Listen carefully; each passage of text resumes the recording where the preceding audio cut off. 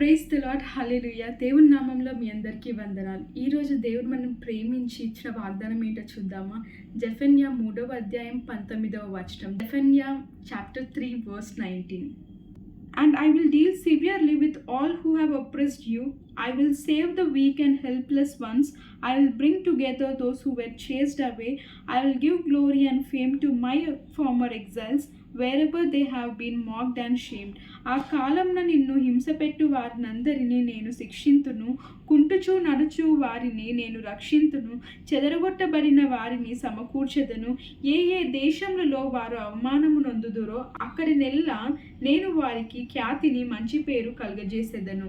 హల్లెలూయా. చూసారు కదండి, దేవుని మాట్లాడిన మాట ఏంటో. ఇన్ని డేస్ అనుకున్నారా ఎందుకు నా జీవితం ఇలా అవుతుందని? ఎంతగానో సమకూర్చుకుంటున్నాను, ఎంతగానో అన్ని కష్టపడి, ఎంతగానో నా లైఫ్ని నేను ప్రొటెక్ట్ చేసుకోవడానికి, నా లైఫ్ని నేను సమకూర్చుకోవడానికి ట్రై చేస్తున్నాను. కానీ ఎంత ట్రై చేస్తానో అంత చెదిరిపోతున్నాను, అంత బ్రోక్ అవుతున్నాను, అంత డిస్ట్రాయ్ అవుతున్నాను. ఎందరో నా సొంత వారి నన్ను హింసిస్తున్నారు, సొంత వారి చేతని నేను వెలివేయబడుతున్నాను, నన్ను మాక్ చేస్తున్నారు, నన్ను ఇన్సల్ట్ చేస్తున్నారు. నా జీవితాంతం ఇంకా ఈ ఇన్సల్ట్స్తోనే నేను బ్రతకాలా?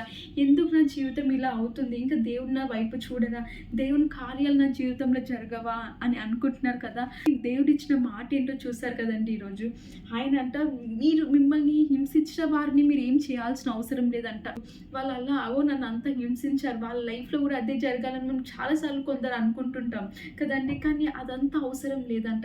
దేవుడు వాళ్ళని చూడబోతున్నారంట, దేవుడే వారిని శిక్షించబోతున్నారంట. అంటే మీరు ఏం చేయాల్సిన అవసరం లేదు, మీరు దేవుని వైపు చూస్తే చాలు. ఎందుకంటే దేవునిలో మీరు న్యాయంగా ఉన్నారు, దేవునిలో మీరు నీతిగా ఉన్నారు కదా. దేవుడే వాళ్ళని చూసుకోబోతున్నారంట. మీరు ఎక్కడెక్కడైతే అవమానం పాలయ్యారో, ఎక్కడెక్కడైతే మీరు నలగగొట్టబడి ఉన్నారో అక్కడ దేవుని మిమ్మల్ని మళ్ళీ మంచి పేరుని ఇవ్వబోతున్నారంట. సో ఈరోజు చేసిన వాగ్దానం ఎప్పుడు మర్చిపోకండి. ఎందుకంటే ఈ వాగ్దానం మీ జీవితాన్ని మార్చబోతుందంట. ఎన్నో కార్యాలు దేవుడు మీ లైఫ్లో చేయబోతున్నారంట. నువ్వు విశ్వాసంతో ఎదురు చూడండి, మంచి పేరుని కలగజేతునని దేవుడు చెప్పాడు. అలా మీ జీవితంలో జరగబోతుందంట. మంచి పేరు దేవుడు మీకు ఇవ్వబోతున్నాడు, గొప్ప కార్యాలు దేవుడు మీ జీవితంలో చేయబోతున్నారంట.